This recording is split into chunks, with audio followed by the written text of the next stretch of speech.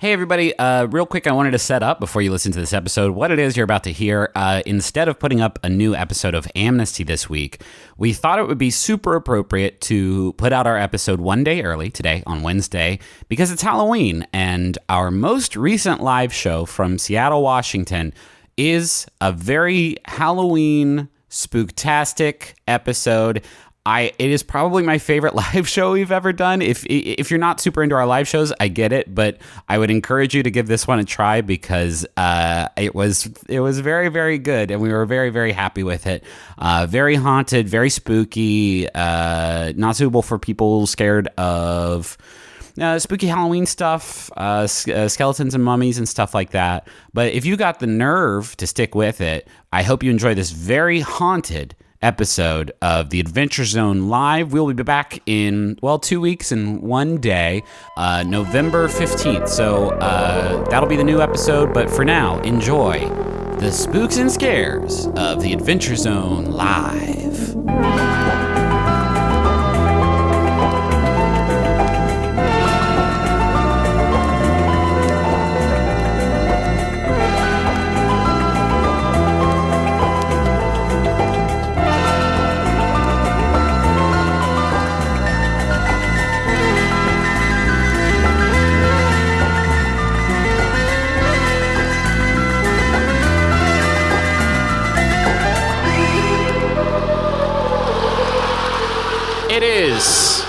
It is the afternoon of the Midsummer Solstice Festival, the annual harvest time observation of one of Faerun's most spectacular phenomena, the solstice eclipse. You witnessed this once before during a fair atop the Bureau headquarters when voices in the sky knocked everyone unconscious. Boy, that was weird, wasn't it?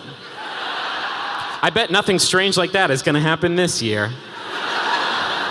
The three of you are celebrating the midsummer solstice in the traditional manner with food and drink and dance and frolicking and, of course, costumes. What did you attend your chosen solstice function in? Magnus dressed up as Taco.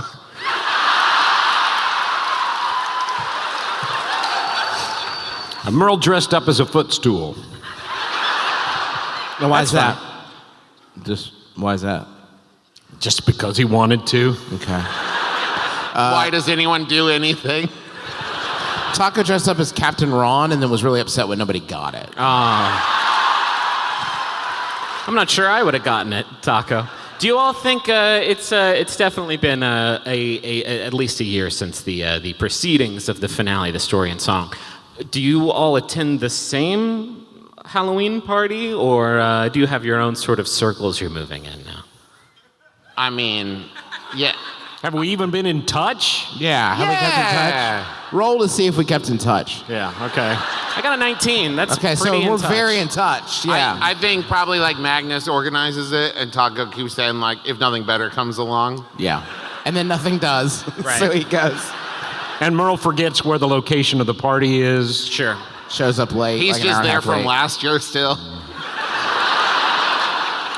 Okay, you all were enjoying the solstice party that Magnus put together for everyone, and you were anticipating the approaching eclipse when suddenly you all do hear a noise. You all hear the same noise together. You hear music, tiny percussive notes like melody from a music box.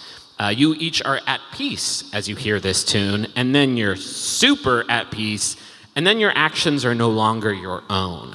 You each leave the party all together and walk away from it.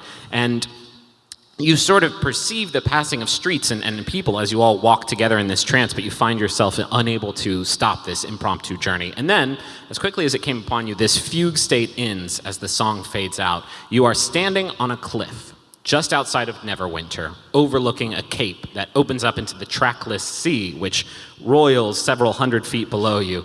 Beside you are your two adventuring companions as you snap out of this trance, and you know that they were just in the same state that you were in. What do you do? Hey. I fell into a trance of my own because of Griffin's amazing narration. Wow. That's a very good cover for You Weren't Listening. Hail and well met, other two folks. So, did you do this? Who? The other people. Okay, you looked at me when you said it. Yeah. And in a sense, yes. Oh, is it when you said the other two companions? You mean like them and me, not like? Right. And there's two other people there. No, suddenly. it's the three of you. I don't know why All this right, is such I a got it stumbling wrong. block. I thought you were saying like, and there's two other people there too. Merle does a perception check. Okay. How competent? It's a 2. Doesn't see. Yeah. And Merle's eyes explode. Taco and the real Captain Ron are standing in front of you, Merle. I got a 12. You got a 12? It's pretty weird, huh? That's what you pick up on. That's weird. Why do we do this? Why do we walk all the way over here? That's weird. That's about all that you get with a 12. But then the plot keeps moving forward because this isn't working. Thank God. With that, great conversation. A shadow passes over all three of your faces in unison. The sun slips behind the moon, and just off the cliff's edge, an immense spectral shape starts to take form. A new landmass stretches off the cliff you're standing on, and atop it, glimmering iridescent light arcs upwards from your feet, and this upward slope of light takes shape as the eclipse reaches its full occlusion. It's stairs, a grand staircase leading up to a massive door built into the face of a castle unlike any you've ever seen. Magnus starts running. In which direction? Towards it! Okay. This castle is imposing yet narrow. Its shape is punctuated with these odd spires and antechambers that hang off of its sides. The tallest point of the tower is pointing directly into the center of the eclipse, and around that pinnacle you see a cloud of bats circling the perimeter of the building. The castle's door opens and a blood-red carpet bounds down the stairs, unraveling to your feet. Yay! Well, this seems normal. Yes. Listen, I don't know what's going on, but I'm loving it. Yeah, for sure. The aesthetics are on point. Magic castle, Yes. spires. Thank you. A carpet. Oh, yeah. I'm glad I perceived that. Do you all head into the... Yeah! Oh, yes. Okay, you all step into the castle, and the double doors slam behind you. Ah, shit. That's not good. You are... Hello? You are... Hello. Yeah, it's dark in here, and as you shout hello, candles hanging on the walls and columns around this room start to ignite by themselves, and you see that you are standing in the foyer of this castle. You know, it occurs to me as you're describing this, it's probably hard to achieve that kind of like jump scare, door slams, no one was there, when like 1/3 of everyone can do magic. Sure. So it's like the door closed on its own. Like, yeah, doors I close see on their people own all do the fucking all the time, time. yeah. And it's 2/3.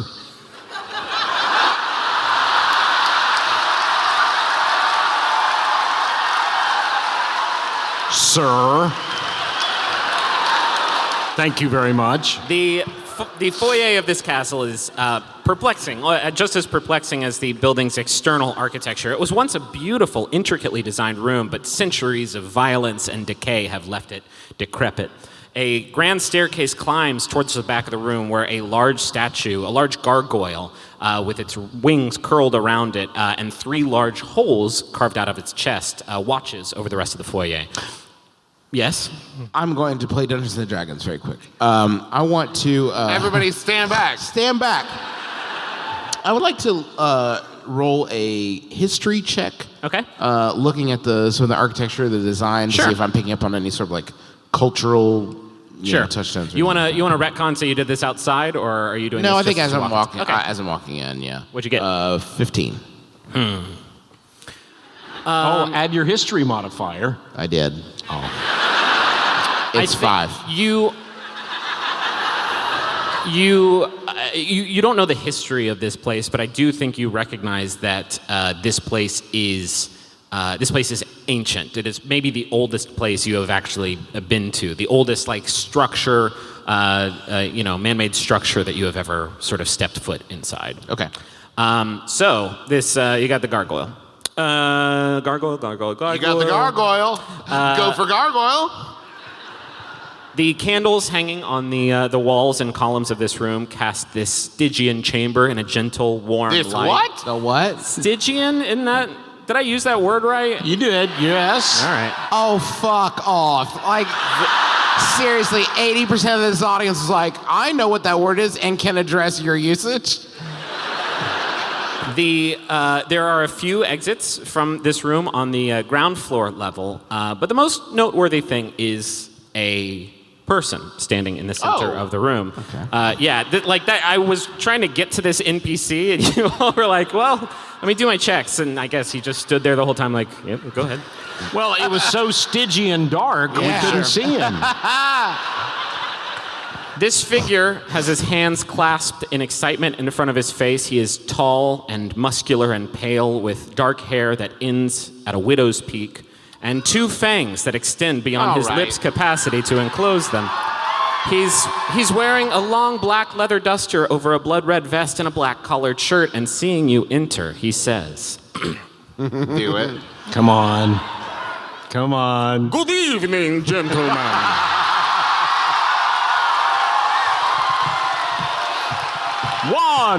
One mysterious stranger. Welcome to my home. I hope your journey here was not too discombobulating. Do you need to finish chewing? We can wait. Hail, friend. My name is Taco. These Stygians to my left are my compatriots, Merle and Magnus. Yo. Hi. A pleasure. Okay. My name is Dracula. Twist, right? Y'all were surprised? Certainly my reputation precedes me. Have tales of my sanguine customs reached Neverwinter's shores?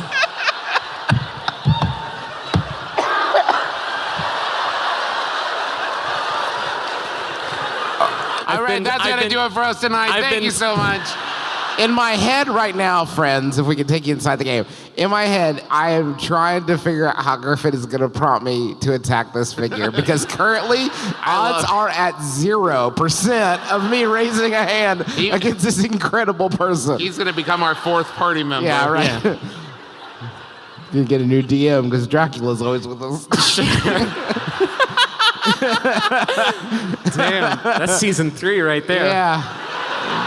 We've been looking for a new creative approach to the material, so we put Dracula in it. Dracula has asked if you know his flavor. Do we? Yeah, you have to stop asking me if you know things. Chocolate.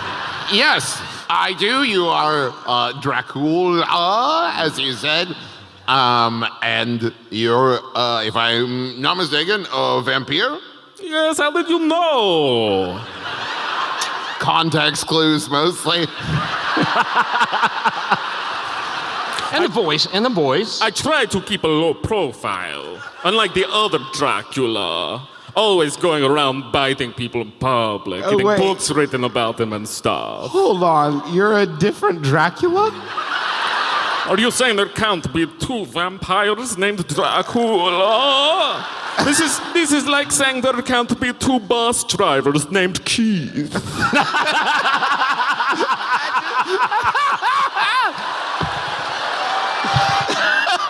Okay.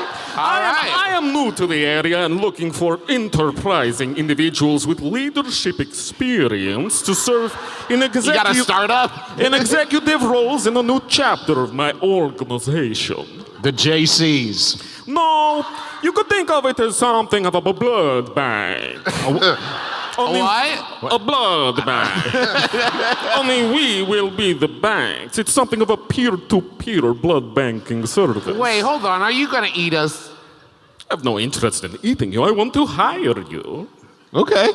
He says, "No, I have heard your story from the strange space fish, and assume you may be hesitant to accept this lifestyle, and so I have prepared for you something of a presentation on my company." like a PowerPoint? a bit more interactive than that. He says, I will be waiting for you atop of my castle only once you have completed the 3 trials located in the rooms around you. Only then, after you have collected the key spheres from each of these chambers, will you be able to place them into the gargoyle's torso and come up and see me. Okay. So, can I just clarify something? So, real quick. Yes. Is this your house? Yes. So you just live, is this your daily routine before you go upstairs? You complete your 3 challenges and put the key spheres into the gargoyle's torso? Or that must be really hard if you want to run upstairs mid-movie. You got to pause, make the popcorn, do the 3 challenges, get the 3 key spheres, put it in the gargoyle's torso, and then go upstairs. Additional question along with that. Yes. When the eclipse ends, do you just fall through the air into the ocean? It's funny you say that. Actually, through the few windows that are in this room, the eclipse hasn't ended. It is stuck. For whatever reason, the eclipse is not, Probably passing. Dracula did it. Probably Dracula did it. He says That's also my favorite running joke in Family Circus. He says, Dracula did it. It was Dracula. these trials will be difficult. At least they will be for the mortal soul. And he chuckles. Not an exaggeration, literally don't know if we are mortal or not. Yeah. No, you're defo mortal. Okay, for sure. Well, Okay, so I have to ask you, Yes. Griffith. No, let me take Dracula. Can I talk to can't turn Griffith? him off at this point. Okay. Then I'll talk to Dracula. Then, gosh, this is just like backstage. You can't talk to Griffith directly. You have to talk to Dracula. I'm sorry, by the way, balcony. I keep moving the hat so y'all can get the full show. Just an experience. Nah, but for real, do you want us to attack? There's 3, and 3 of us. So I have to ask: did you intend for us to do these together, or one for each of us? What's the plan? You can tackle them however you want. I've heard things about splitting the party not being the smartest idea, but Well, what are they balanced for? Are they balanced for 1 to 3 players? this adventure is for level 5 here. What are you talking about? all right. I'm going with door number 1.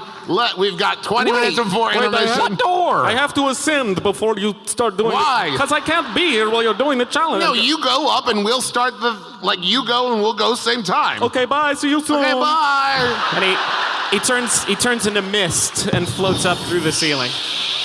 As you look around the foyer, you see 3 exits on this floor. 2 to your right, there are 2 doors side by side. One is labeled kitchen.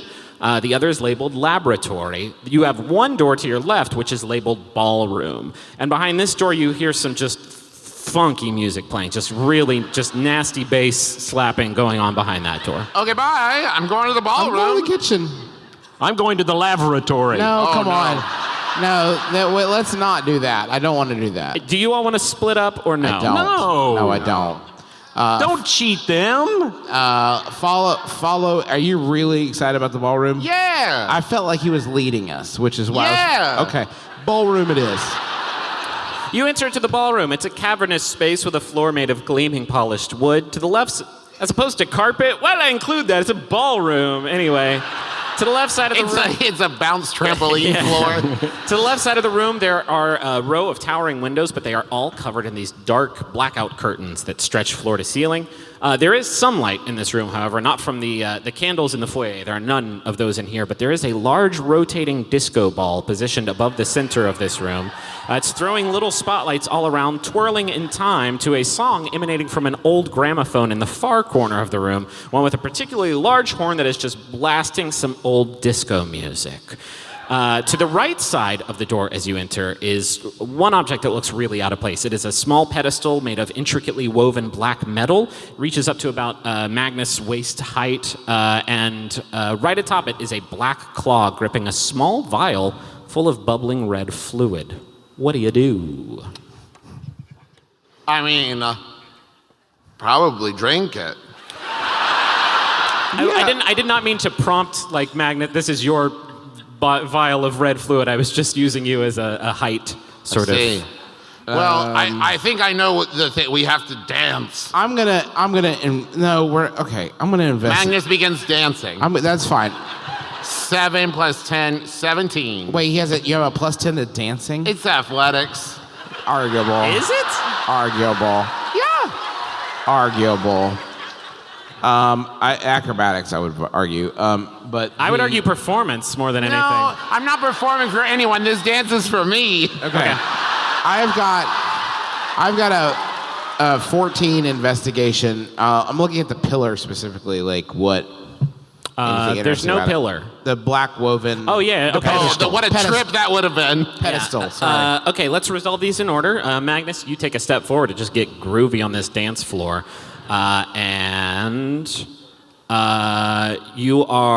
Something runs into your head and hits you pretty hard. You take 4 points of bludgeoning damage. I thought you said it hit me hard. I mean, it wasn't pleasant, and you are knocked backwards. Now, with your 14, you're looking at the pedestal? Yeah. And the vial of blood. I mean, like, just that scene. Yeah, you can tell it's not trapped. It's not cursed by magic in any way that you can Does tell. the vial look like anything I recognize? It looks like a potion. A potion. I'm going to do a survival check. For what? I'm going to smell it and see if I detect any like poison, uncork it. And, Okay. That's a 5 plus 11, 16. I've never gotten to use my survival skill so before. I was going to say, I don't even know what that one does. Doesn't smell poisoned. Go ahead. Well, go ahead, bro. I can name that tune in 6 notes. No, drink the shit. Drink it. Drink it. What? Like half, probably. Drink it, Merle. Drink like half. You're like Tell you small. what, Okay. I'll take my tongue. Let's all three roll. And just put. You did your turn. No, we'll roll, and whoever gets highest, whoever gets lowest has to drink it. Yeah. Bring your, you got your dice. What does this look like in game? It says like rock, paper, scissoring. But Yeah. okay. Yes. 3. I got 5. I got 6. God, son of a Jesus. bitch. God damn it. All right, fine. right. You drink it up? Yeah, I lost. Drink it up. You feel awesome. You feel super good. You actually feel you're already a pretty like nimble wizard. You are the flip wizard. You feel actually your like dexterity and like your agility is like doubled. It is like out of control. You are straight up American Ninja Warrior material right now. Okay, well, I'm just gonna roll with it. And I'm gonna get out on the dance floor. I know he got bludgeoned, but I don't think I'm going to.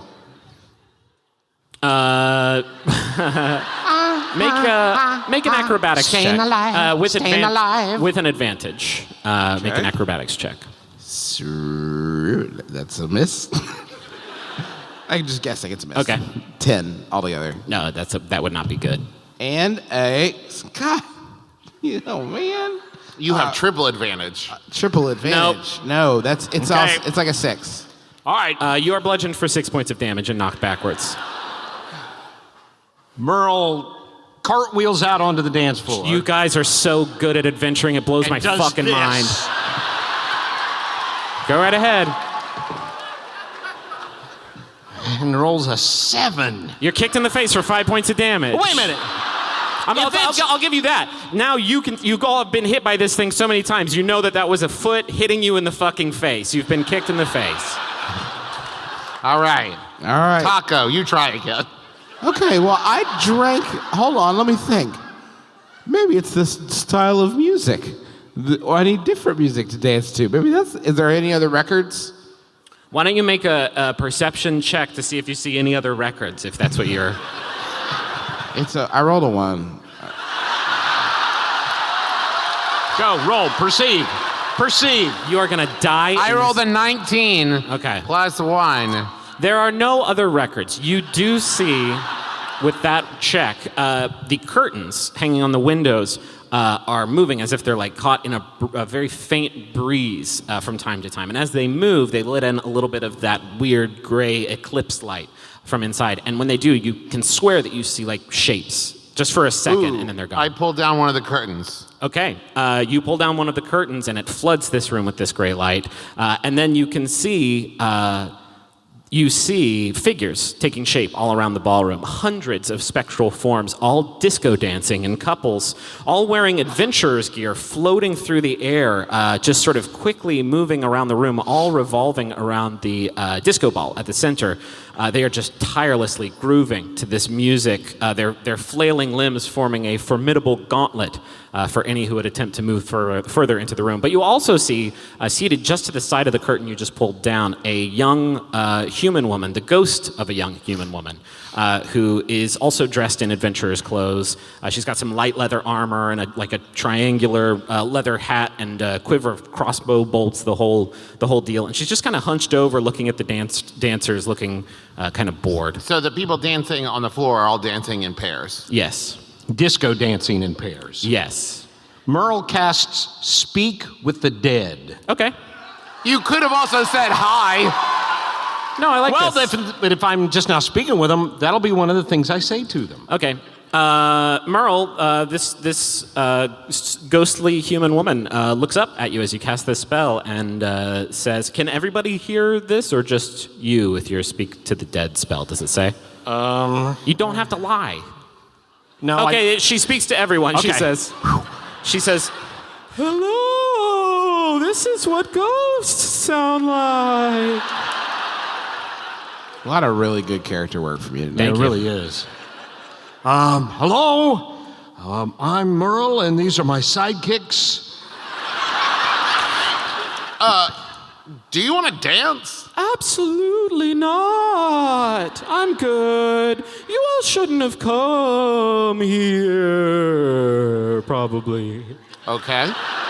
Sorry, it's real annoying to talk like this. You could not. Let me try. Hey, nope, it's gonna come out this way. Do you have any insight here as far as like what we need to, I've do? got insight for days. I, like everyone here, came to this castle to kill Dracula, but obviously beefed it. Why aren't you dancing? I don't feel like it. So what do we need to do? Well, big picture, kill Dracula. I had a few weapons I thought were maybe promising, but they were taken from me when I beefed it. I heard Drac say he was going to burn one of my weapons. Seems like I was on to something. But, little picture, you need to get the key sphere. It's inside the disco ball. Okay, and I chuck Chance Lance at the disco ball. Okay. Make an attack roll. Nope. I mean, it ends up being like a 12. Dracula's ruining our rolls. It gets hit by one of these dancing spectral disco dancers and gets just knocked across the room. I call it back. Okay. So if I danced good enough, could I get to the ball? Yeah, probably. You didn't drink the potion, did you? I did drink the Oh, beans. Was that wrong? I don't know.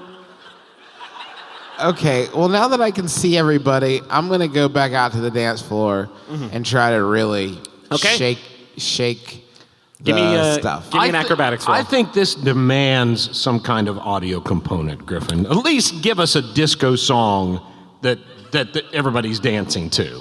Sure. This one's like. So like the Ohio Players, Yes. we're talking, okay. Sure. Okay. Roll an acrobatics check for me, Juice. It's not performance? Sure, performance works too. It's acrobatics. You have advantage. You have advantage. Well, let's see how that goes. Hey, a natural 20. Nat 20! All right. Yeah, you groove right to the center of the room and make it past all of the dancing couples. And as you reach the center of the room, you are now standing immediately underneath the disco ball and have access to it. Everyone else is just kind of spiraling around you, you're in the eye of the storm. I will. Can I reach it? Is it out of Yeah. reach? I'll grab it. Okay. You grab it, and as you do, the mirrored pieces of the disco ball just fall away, and now you are just holding this sphere. It's a small black sphere about the size of a grapefruit, and carved into it with red ink is the symbol in the shape of a bat. And as you hold it, all of the other ghosts in this room vanish from sight. Bum, bum, bum, bum, Yeah, I guess so. That took a long time. Where are you going next? Which chamber? Kitchen. Okay. Kitchen. All right. We'll go to the laboratory. It takes a moment for your eyes to adjust as you step into the kitchen. The entire room is just brilliant, illuminated by these lamps on the walls which refract light off of gold-plated cookware and gilded cutlery. Everything. Tell in me here, about the backsplash. it's gold and beautiful, a good black backsplash. Nobody at HGTV's House Hunters would have anything shitty to say about this backsplash. Everything in here is immaculate and fancy and beautiful. Taco, you know your way around a cooking room. I don't know why I said that. You know. And this a is cooking room. This If is like only we could come up with a better word for it than cooking room. Oh. Maybe someday. Everything's there. The cut sticks, the stir wands, all the great different things. The heated box. This is like top 5 best kitchen you've ever been in. Okay. Just off to your right as you enter, though, is one object that doesn't match the aesthetic. It's another one of those pedestals holding another potion. And you also see movement out of the corner of your eye, and you see an object laying on the kitchen island. It is a golden spatula, and it starts to rattle a little bit on the table, and then it grows arms and legs, and it stands up on its handle. And it grows a little mustachioed face on it. And he says, "Guests, welcome to the Master's Kitchen. You must be tired after your journey here. Please make yourselves comfortable." Okay. I take it you're in the process of considering the Master's job offer? I believe you'll find the benefits quite enticing. Did you come here to kill him? Why, no. Did you used to be a person? Maybe. I'll never tell. Did you used to be a singing candelabra? I don't know about candelabra, but I could sing a song. And he starts to break into song as other objects in the room No, wait, lift don't. up and spring up. And he sings. No, He sings. it's different. He sings. Visit us. Visit us. Sit on down and eat some food. We think you're really gonna like the food. Please leave a Yelp review. Don't make it 1 star or 2. Just visit us, eat some food. We made it. He goes.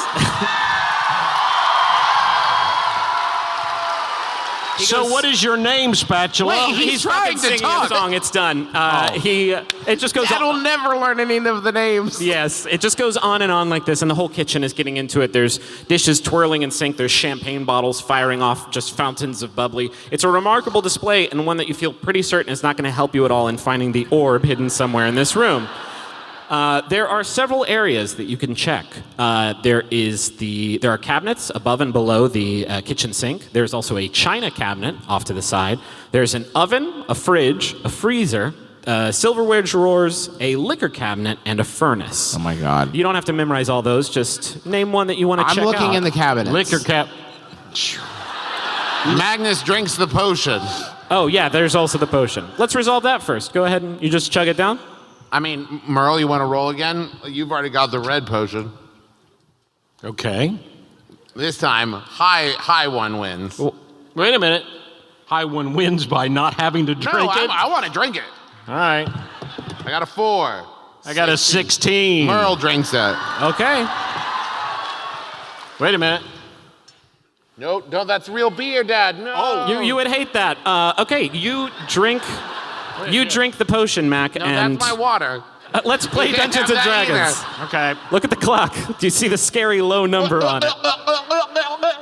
You down the potion in the worst Foley I've ever heard in my fucking life. And suddenly you feel your senses heighten supernaturally. You have these very powerful senses, a sixth sense almost, you could call it. And you can tell there is... I see dead people. Okay. That was the other room. Oh, sorry. There is nothing, you can tell. There's nothing in the oven. There's nothing in the overhead cabinets or the silverware drawers. There is something powerful in the furnace in this room. That's what you can tell with your heightened senses. So, underneath... Taco, go look in the furnace. Sure. Remember, she said that Dracula tried to burn up her weapon. I bet there's a really groovy weapon in there. Ah, sick memory. Thank you. It's not gone yet. What isn't? Okay. Okay, I will check out the furnace. Okay. You throw it open, and there is indeed a very powerful heat coming out of the furnace. And the cookware and stuff still singing this song kind of eyes you, looking kind of nervous as you start poking around the kitchen, not sort of being entertained by their song. You can see something in the ashes of the fire. Not ashes, but there's something in the fire you can tell. Fire. You see a shape, not a spherical shape, but there's something in there. I will pull my hair back in a ponytail. Okay. 1. 2, cast Fire Shield on myself. All right. I assume that gives you a shield against fire. Okay. You are shielded from fire. Truth in advertising. And I'll just fucking root around in there. Okay. It doesn't take you long. You reach in, and at the bottom of the furnace, you pull up what looks like a long cable that's been fashioned into a whip. It is a long metallic whip. I just heard somebody go, yes. Yes. That is what you find. Magnus. Okay, I pick it up with my thumb and forefinger and hand it to Magnus. Okay. Magnus, where do you want to check? We still And have... it burns his pocket. Underneath cabinets, china cabinet. I'm going to check that china cabinet. Okay. You're going to check it real hard. You see, as you open it, and you see inside a small little teacup and a teapot next to him, and he hops over to you and he says, Ah! He says, Mama, look, it's a human man. He says, let's get him. I close the cabinet. Make a dexterity saving throw. Oh, buddy. That's a 12. This small teacup and the teapot next to him, you hear the teapot go, yes, dear, let's get him. And they smash themselves against the side of the cabinet, and just razor-sharp porcelain comes spraying out at you. You take 19 points of damage. Merle, where do you want to look? We have the fridge, the freezer, the underneath cabinets, the liquor cabinet. I think that's it. Let's do the liquor cabinet. Okay. You pull it open. There is no trap in there waiting for you. You do see some bottles of wine and some bottles of booze.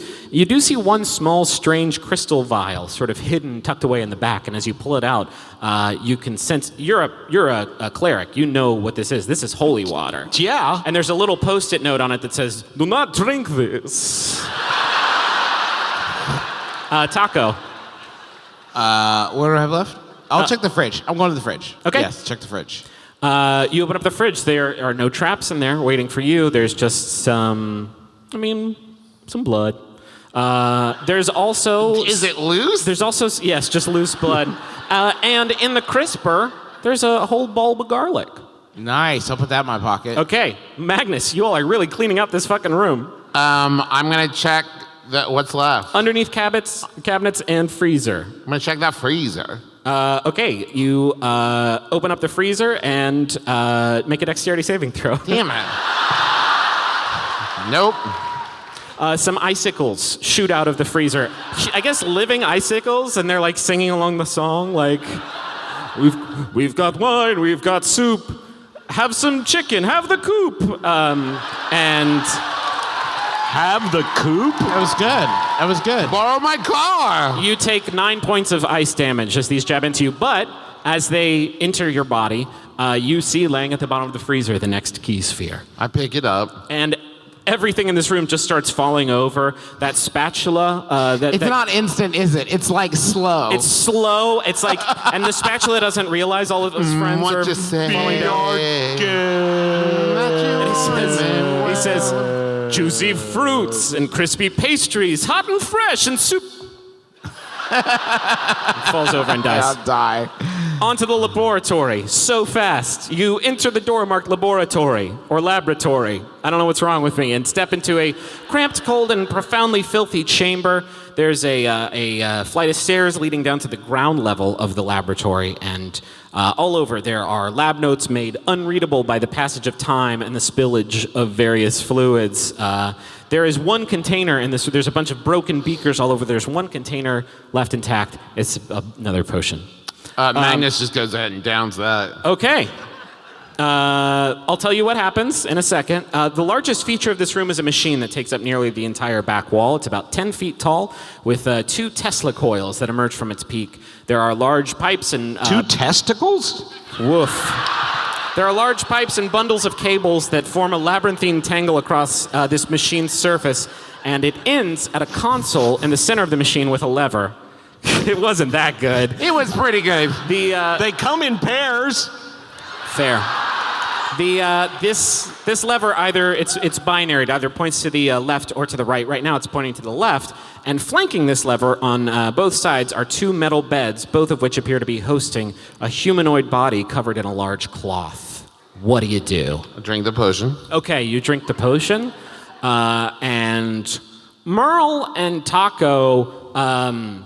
Magnus just seems to have more presence in the room than he did before. He always gets the most presents. Not like that. He seems like you want to talk to Magnus. You want to see how Magnus is doing. He just seems more charming than he did before he drank. Impossible.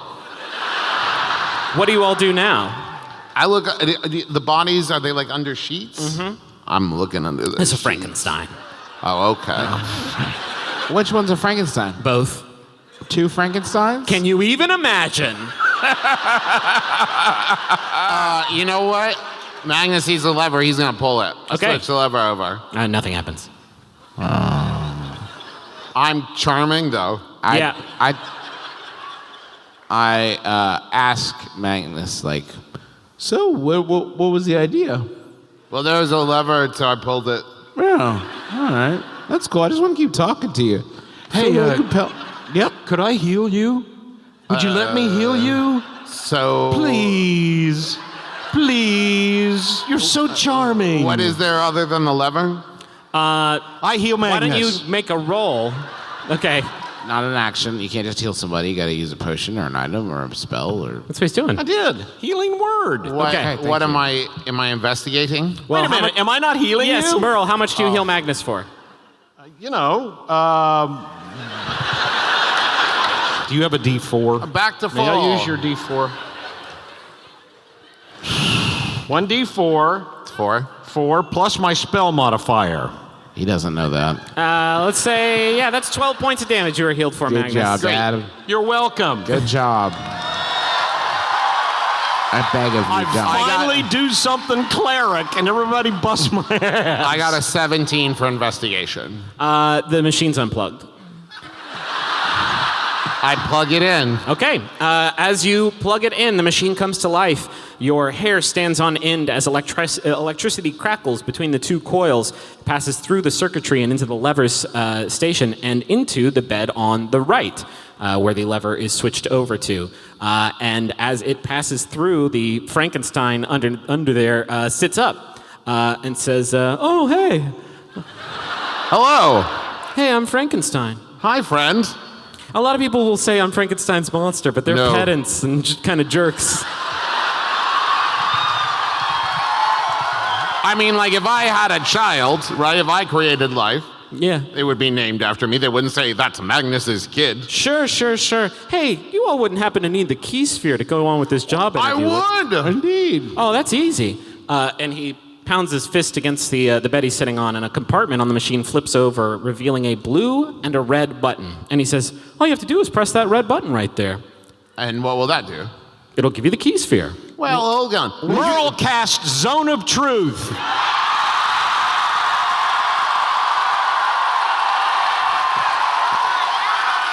right, I'll give it up. Oh, I have to roll the save. I rolled a 6. That doesn't do it. You think? Okay. Yeah, he is bewitched. So what happens when I press that button? The red button? Yeah. It'll give you the key sphere. What will the blue button do? It'll kill you.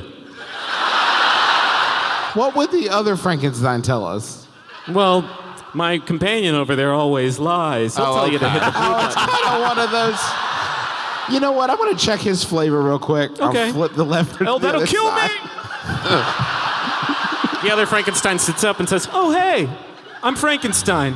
Are you? Is A lot of people say I'm Frankenstein's monster. Yeah. Okay, we get it. Is this Frankenstein in the zone as well? Yeah. These buttons over here. What would the red one do? Oh, the red one? It's the key sphere one. I would have told you it's the blue one. Okay, I slammed. No, listen. No, listen. Hey, stop, wait. I'm the liar, Frankenstein. I hit the red button. Okay. You press the... I do switch it back over to the telling the truth, Frankenstein. Oh, that'll kill me, though. Hey, what's up? Hey, do you want to come with us? We're putting together a team of monsters. No, I'm good. If you get off the table, do you die? I don't know, never tried it. As you reach in and touch the red button, it just turns into the orb as you pull your hand backwards and the machine shuts down and you have all 3 orbs. And I forgot about Zone of Truth a little bit. I rush in there and I put him right in the gargoyle's ass. All right. We all take turns putting it in the gargoyle's ass. Cool. As you place the final orb into the gargoyle's ass, the ground beneath your feet starts to rumble, the wings spread out, it turns into an elevator. It's super cool. We're so behind. 20 minutes ago, this would have been described in so much intricate description. detail. The gargoyle had a whole thing. And it turns into an elevator that ascends, and you are passing through the castle quickly now, going up this elevator shaft that cuts through the whole of the building, passing by alcoves and hallways and dungeons and just spooky shit. But it ends as you reach the top of the castle, and you are in a large rectangular room. It is lined to the left and right with these large Gothic stained glass windows depicting Dracula in various fashionable poses. Several of these windows are covered in tattered red curtains. At the back of this room is a dais with a wide, dark wooden throne on top of it, with another red carpet running down the stairs right to your feet. Behind the throne, against the far wall, are several large painted portraits of Dracula, in which he's just working it. He's just smizing and tooching and the whole deal. And as you lift up through the floor, you see Dracula seated on this wooden throne about 50 feet away, and he says, "Greetings. What?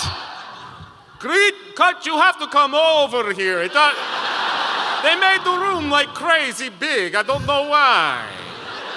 We walk closer. We approach Dracula. "That is better. So what did you think of my presentation? It's Impactful. Yeah. For sure. Did you drink the potion? All of them. Yeah. For sure. So the powers they imbued you with, they are only temporary. But what if I told you they could become permanent? All you have to do is let me sire you. Excuse me? Sire you. Sire? You want to make us vampire? Executives, yes. Which is it? Yes. You want to turn us into businessman vampires? Yes. Yeah.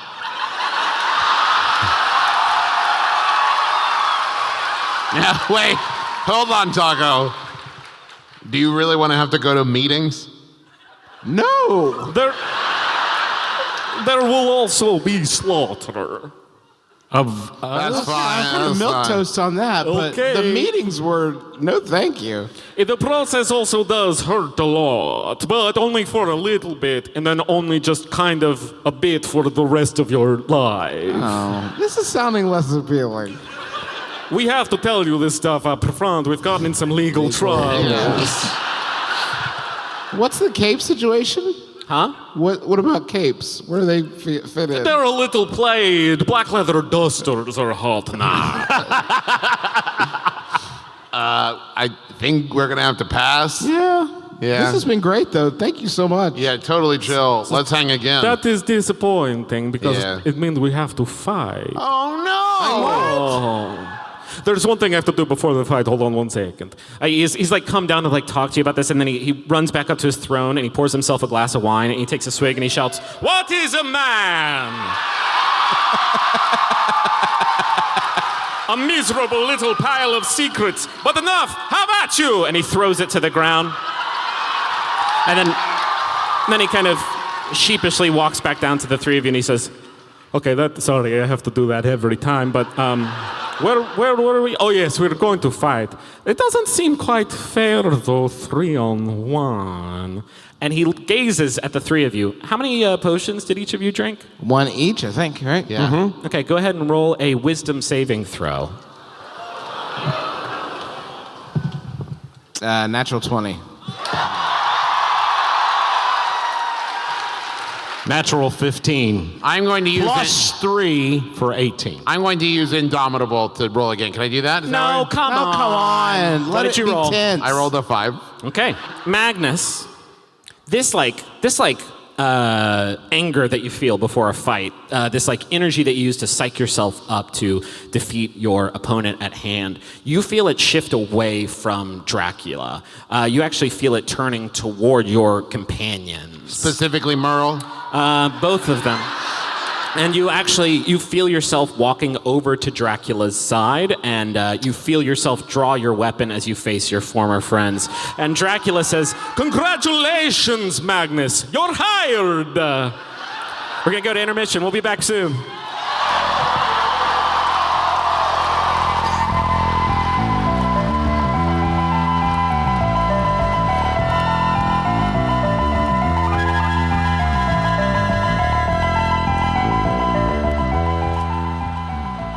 Hey everybody, this is Griffin McElroy, your Dungeon Master, your best friend, and your Nintendo gameplay counselor. You gotta make Mario eat all the pills. Thanks for listening to the Adventure Zone live from Seattle. I hope you're enjoying it so far. We're going to get to the climactic resolution here in just a little bit. Before that, I want to tell you about some of our sponsors. Our first sponsor this week is Audible.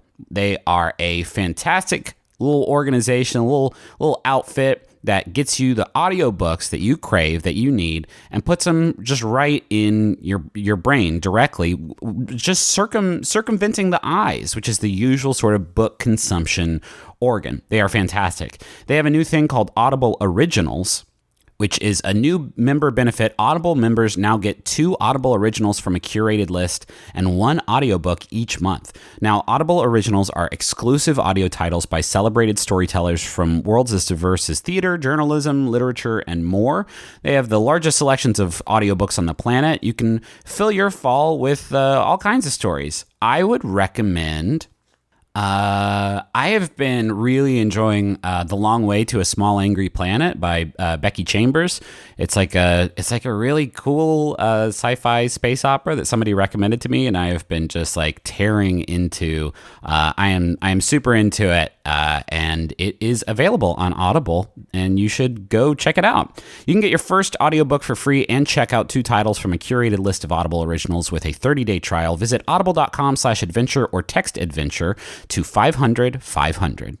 Also want to tell you about Blue Apron. Blue Apron is fantastic. They will send you boxes with ingredients and recipes that you need to make delicious home-cooked meals right in your very own kitchen. Their mission is to make incredible home cooking accessible to everyone by delivering farm-fresh ingredients and step-by-step recipes to your door, and you can make those meals in as little as 20 minutes. You just let Blue Apron do the meal prep for you. You can get out of your cooking rut and experience the joy of new recipes. They have so many recipes for you to choose from. You can sort of custom tailor what you want to cook and what you want to eat.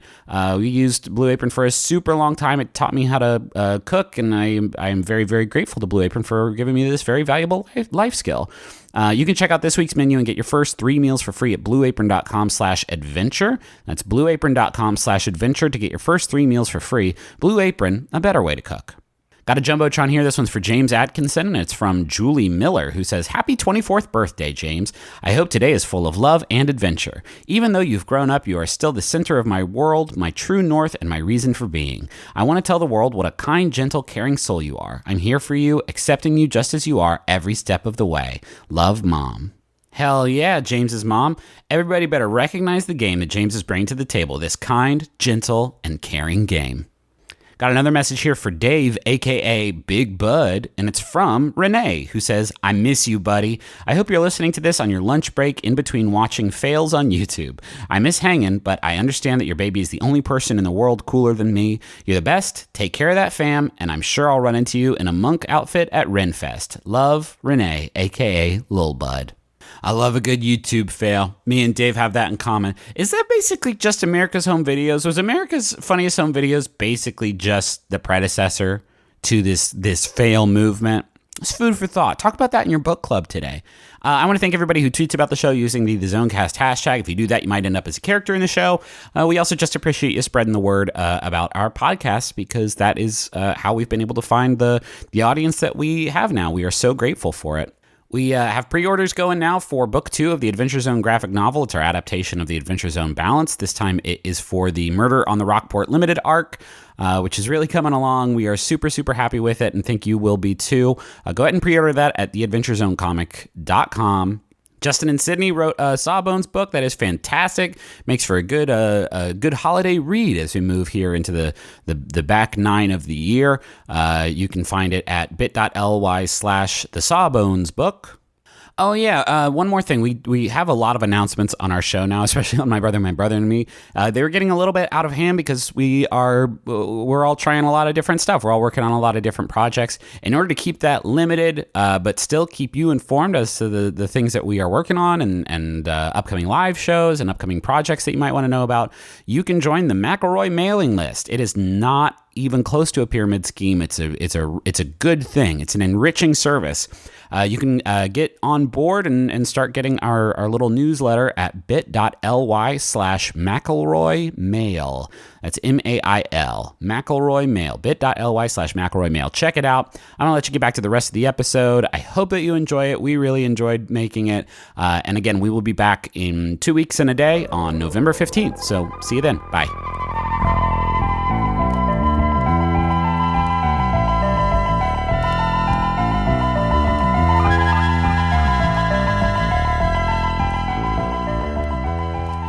Hey, let's roll initiative. 14. Okay.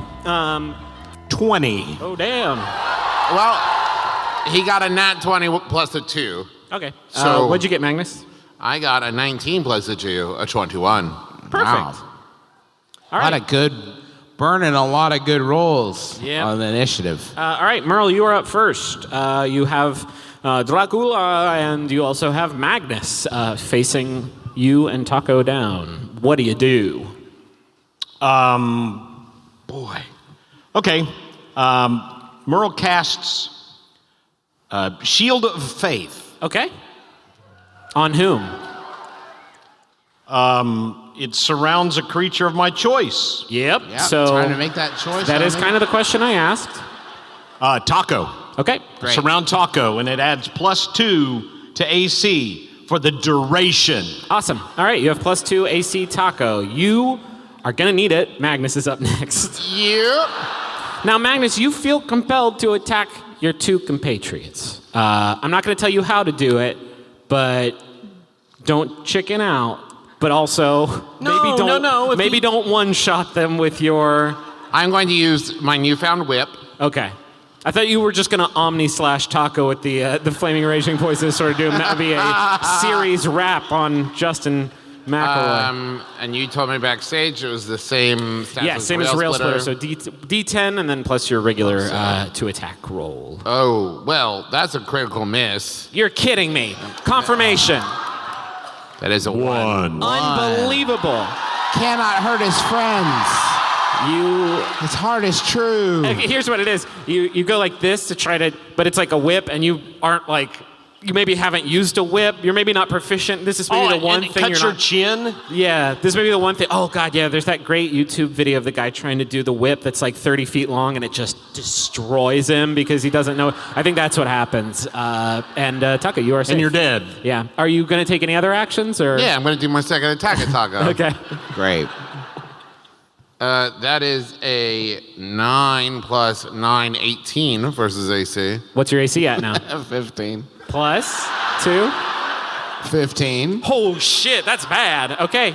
Yeah, Well, I'm a wizard. Yeah, D10 damage. 4 plus 4. Get all the modifiers 4 in there. plus 5. Yeah, so gotta that's get 9. get every juicy point. 9 points of damage. Now, Magnus, make a wisdom saving throw. It's going to be a tough one. Nope. 6. No, you are still enthralled. Taco, you're up. Plus 1. You're not quite as enthralled. Yeah, you're still pretty enthralled.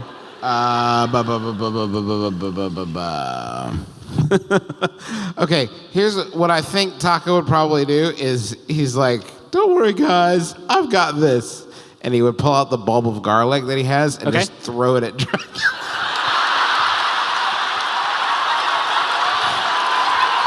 Roll. And then he says, I banish thee. You have no sway here. Go ahead and roll a d20 for the garlic throw. 17. Okay. With a 17. Plus my garlic throwing. You get it in his open mouth. He sees the garlic coming, and he opens his mouth aghast. Like, what are you throwing? It's like a reflexive. Something's being thrown. He opens his mouth, it goes right in. And then he crunches down on it, and then crunches again, and eats the whole bulb of garlic. And he says, how do these rumors about my weaknesses get spread? I mean, honestly. He says, I am weak to garlic like someone might be weak to chocolate. I cannot help myself.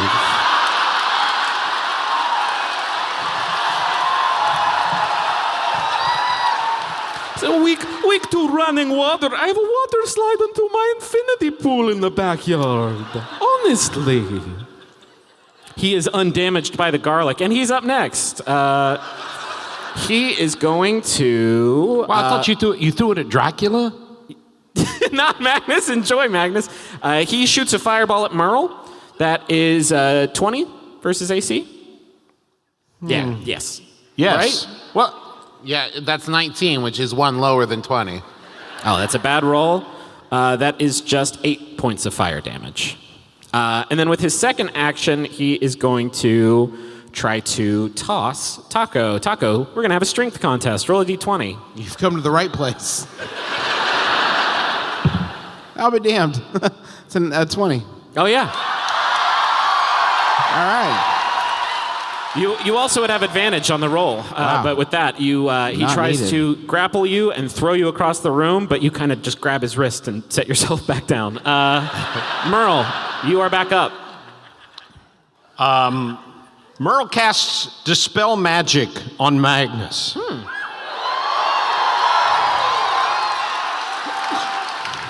What's that do? Thank you. Any spell of 3rd level or lower on the target ends. Yeah, okay, Magnus, you snap out of your trance that you have been placed under because of your potion drinking.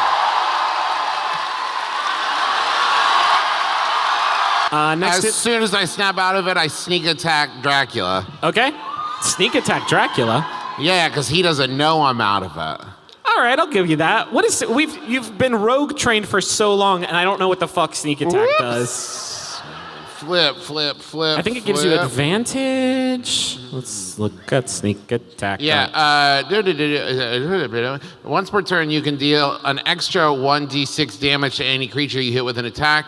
If you have advantage on the attack roll. Okay, I'll give you advantage on this roll because you are getting the drop on him. You must use a finesse or a ranged weapon. Is that the whip? The whip would be that. Yeah. Okay. Okay, roll your attack roll. 13 plus 9. That is a hit. Roll a d10 plus roll a d10 and a d6 together. Not great, but so that's. No, I mean it was high. Oh, it you was have a advantage. 19, You have advantage on the roll. Okay. Oh, actually, that is a crit. Magnus crits on 19 and 20. Okay. So roll another d10 and probably just the same d6. So then all together, we're looking at math. Okay. So plus 5. The answer's not going to be on those papers, my friend. The answer's in your mind. 7, 9, Unlock your the heart. secrets. Can we get a whiteboard out 14. here? 14. It actually hits him for 28 points of damage. It cuts him across his vest, and as it does, it leaves like a little trail of light around where you whipped him. And he is shocked first at your betrayal, and then he's disappointed in you, and then he. This is going to come up at the quarterly review. Absolutely. Next up is Taco. I walk up to Dracula and I say, "Hey, good news! I've decided to reconsider the job offer, and I still don't want to do it." And I cast Sunburst.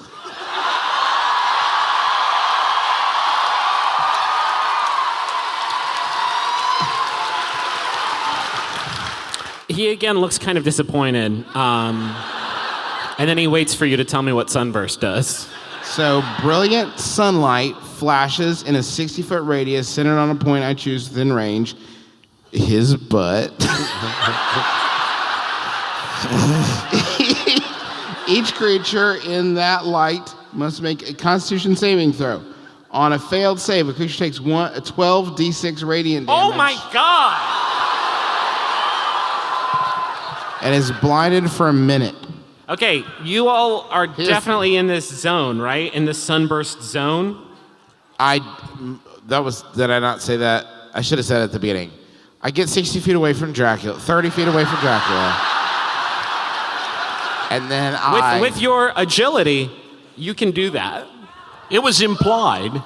implied that I would not want to be. Sure. You know, I've been in the game a while. But Magnus and Merle are definitely going to be up in It's the Sunburst. Yeah, listen, you can't make a Dracula omelet without, et cetera, Breaking a few hero eggs. without breaking a few hero eggs. All right, so I'm rolling a Constitution saving throw. Indeed.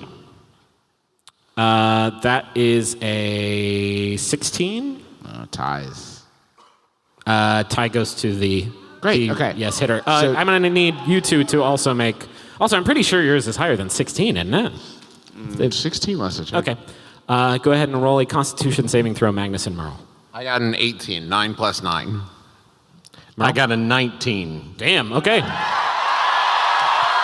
Plus 3, 22. 13. Do you want me to 17. Oh, you're just doing it. 21. Carry the 26. 18. So funny, Mac. You're so funny. Everybody loves old Mac McElroy. 29, 33, 37. 37 times 2. 74. 74. Thank you, audience. Thanks for all the great D6s you have, Travis. You're welcome. You got a lot of D6s. Okay. Dracula says, it's a pretty good spell. He holds out a hand like this, and a column of flame appears below each of you. Rather, a circle of flame that, it's about to turn into a column. If you don't roll a good dexterity saving throw and get off of it, Taco has advantage. 7. Please stop yelling. Stop Suggestions. yelling. We got it. We got Thank it. you. Dang. I've rolled 3 times now, and it's like a 1, a 3, and a 7. I'm definitely... Okay. Doesn't matter. I've Magnus, rolled too many times, but it's Merle? all bad. Yep. Oh, no. I got a 7. 18 plus 1, that's 19. All right.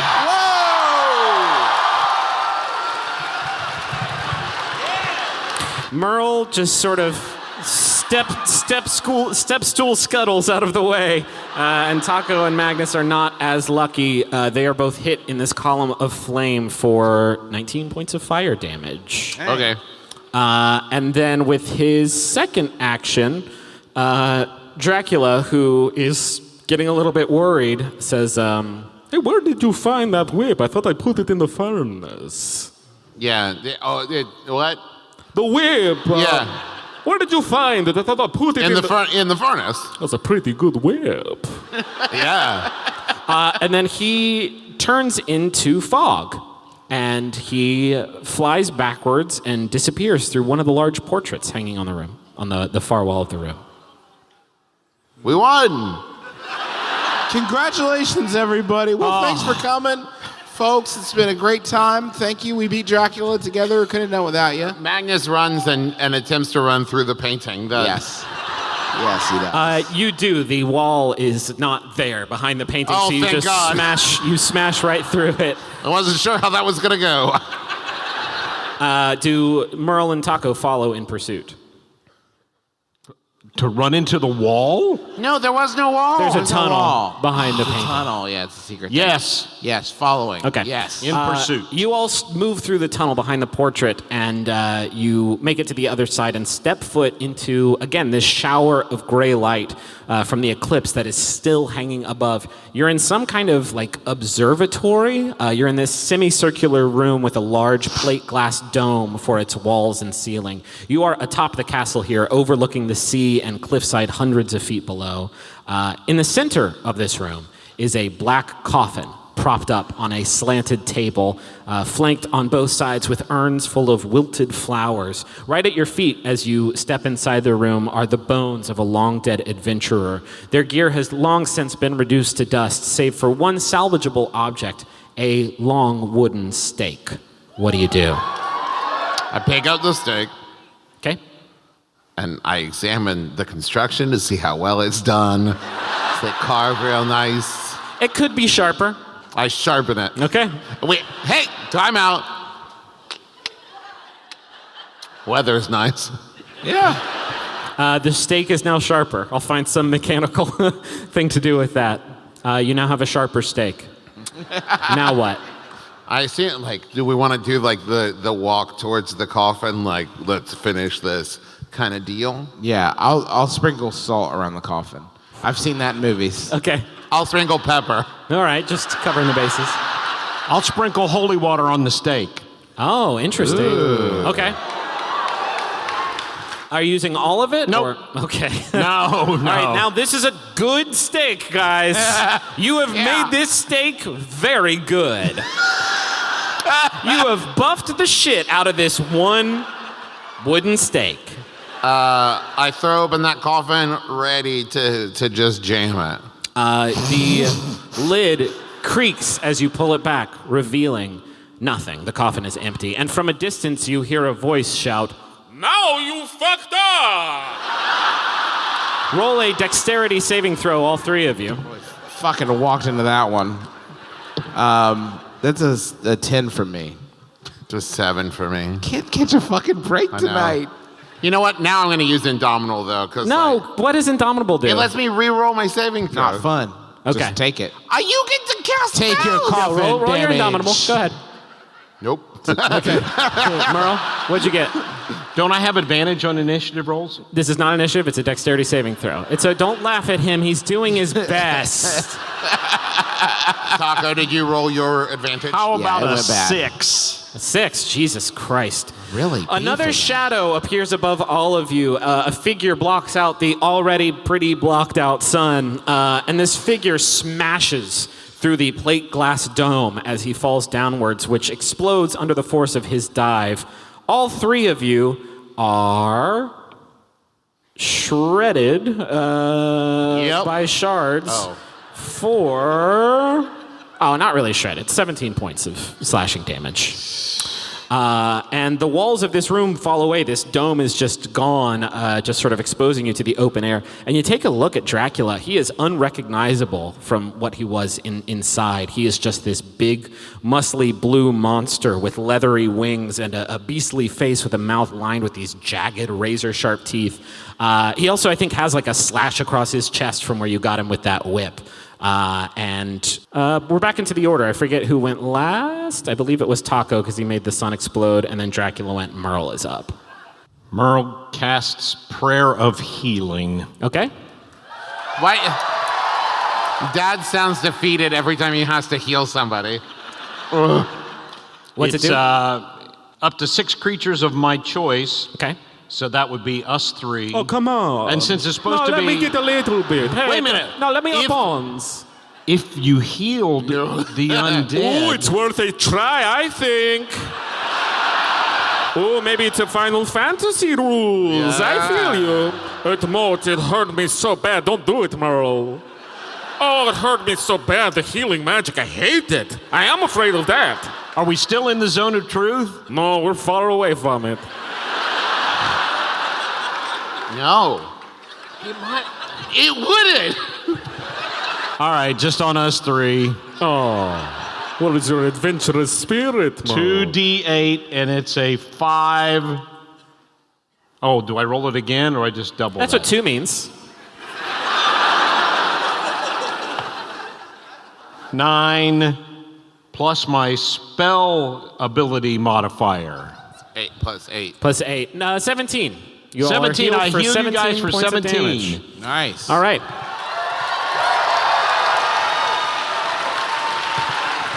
Magnus, you're up. Well, I'm going to whip him Okay. and whip him good. Sure.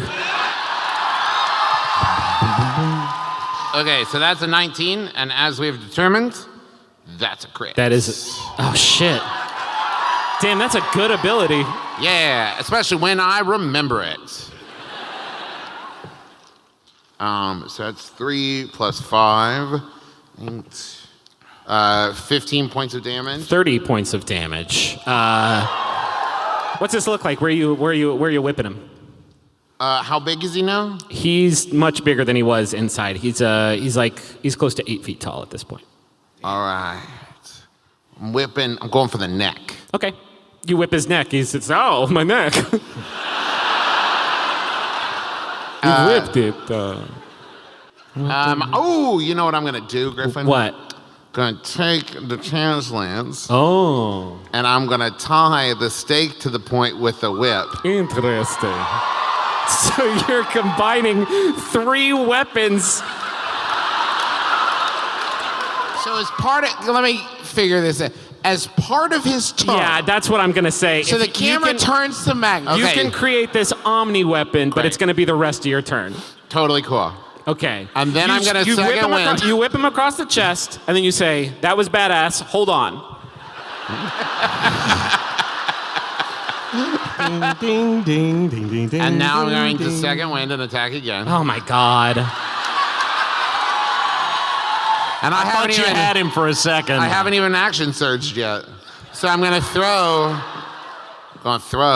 Okay. my beautiful, beautiful spear son Okay. at his heart. Have at thee, you devil! It's a 7. Plus 10, 17. That is a miss. And then I'm going to use precision strike. It goes fucking flying way past Precision strike. Hold on. Oh, and then add an 8 to that. him. That does hit. 25. That's Okay. precision strike. Okay. So now do I do damage with all 3 or? No, I think you would only do it with the stake, which I'm gonna say is because you did some good shit to it. Is 2d10 radiant damage. 9 plus 5, 14, 19 points of damage. 38 points of damage. Just gets him in the gut. It gets him right in his leathery gut, and he says. I don't think he says anything. I think the sort of jovial Dracula is gone. He's starting to turn more monstrous and just fucking scary at this point. And yeah, who's up next? Oh, and I recall the lands. Okay, it comes out of him. And he says, "Thank you for that. It would hurt a lot inside me." Taco, you're up next. Okay. Yeah, I think this will work. I'm gonna activate. Okay. Oh shit. I have my. Yes, this will work. I've got my transmuter stone. I haven't activated yet, which I can use once. Sure. And I'm gonna use Panacea. It removes all curses, diseases, and poison affecting a creature that I touch with the transmuter stone, and I'm gonna use it on Dracula.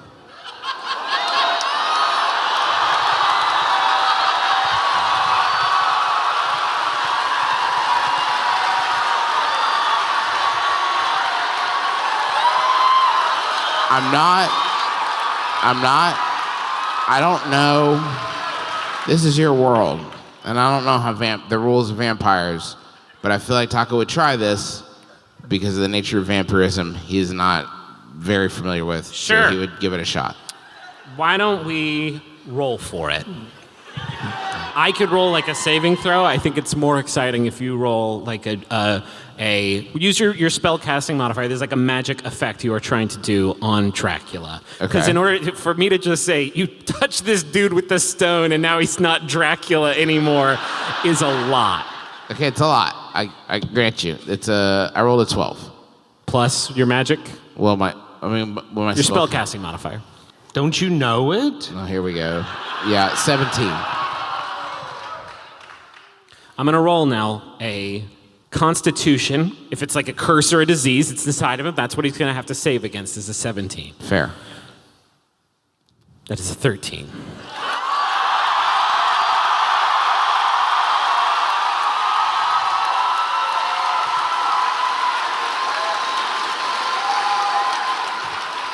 All right. You touch him with the stone. Describe this scene for me, Justin. You are undoing Dracula. I think this is your moment to take the camera and tell us what happens. I mean, I have the stone. I already came up with a good idea. I don't know why I have to write a soliloquy about it. I run up, and I could probably reach his like kneecap at this point, right? Okay. And I just like slap this rock on his kneecap. You slap the rock on his kneecap, and his wings just go flying off of his body like Nerf darts. They just like pop off of him, and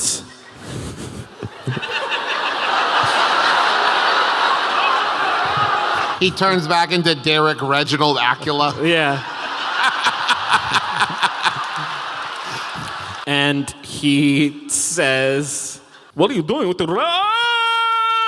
And as the holes where his wings used to be, just bats start flying out of him, just like this spray of bats, and his form is shrinking back down, back to the sort of person shape that you fought indoors, and he crumples to the ground, and then he looks up at the three of you, and he says, "Well, looks like I've come to the end of my rainbow. This is embarrassing. I had a fun time when I was being Dracula. Do you regret any of it? Oh, yes. Now that you have restored my soul, the guilt I feel is immeasurable." You know, we work with an organization. You could come work with us and maybe do some good in the world.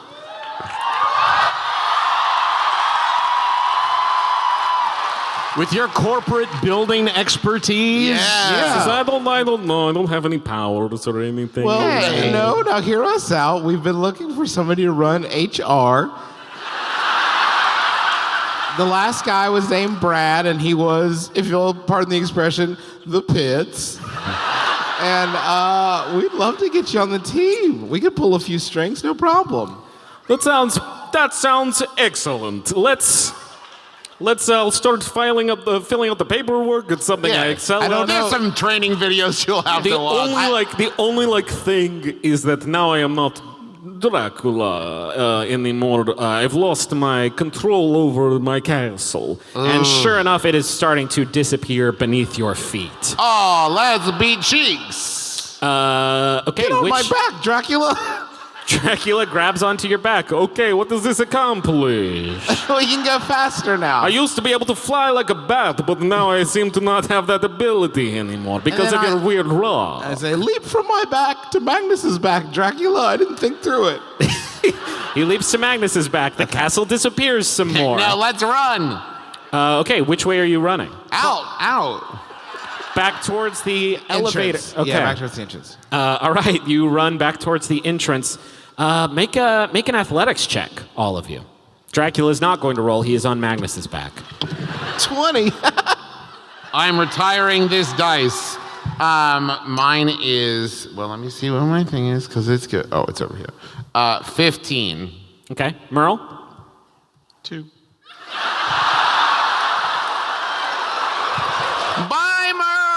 Magnus and Taco, you all make it to the elevator and start heading down as the observatory you were just in vanishes. And as you're going down the elevator, you see Merle just fall right past you. What? I whip him. You whip him? I'm going to catch him with the whip. Hey, you don't need to. He has a flying broom. He does. All right. He whips out the womb broom. Not the womb broom. What did you just broom. say? Vroom, broom. I was speaking like Dracula. The vroom broom. Okay. And yells the phrase, hang 10. All right. I still whip him. Okay. I deserve that. You all, on your various forms of transportation, make it outside of the castle back onto the cliff's edge as the moon finally passes beyond the sun and the sun's rays start glistening down off the gentle waves of the trackless sea below. And the castle slowly fades from view. And Dracula looks kind of bummed out. He's lived there for quite some time, but... Did he grab, like, his box full of, like, important documents? My important documents! And you just see this box just...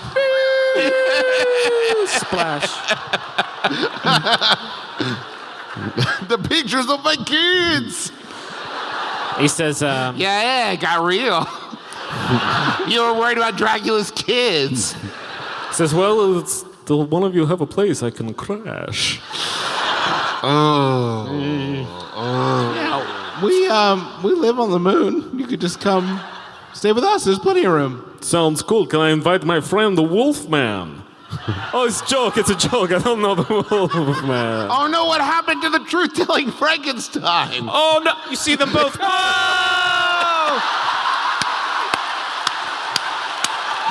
One of them says, we're fucked. The other one says, no, we're not. The four of you take a look at one another, exhausted. You have saved the world once again. In the span of just a couple hours, it's starting to get kind of old hat. The treasures and the monsters and the injuries, especially the injuries.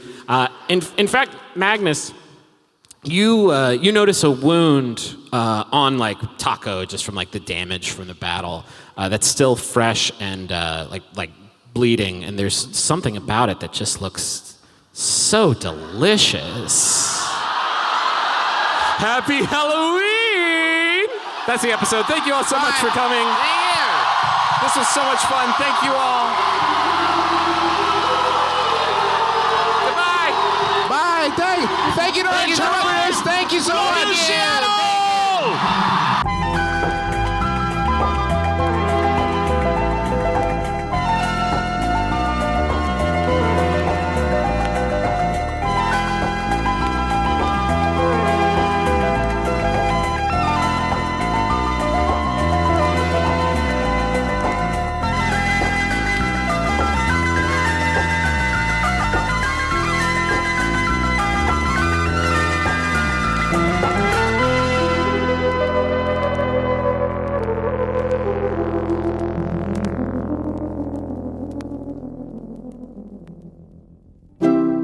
MaximumFun.org.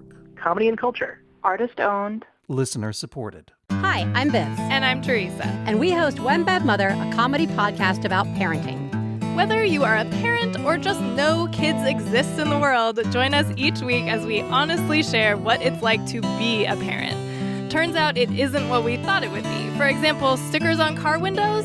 It's no longer about what type of monster would let that happen, and more like realizing you are that monster.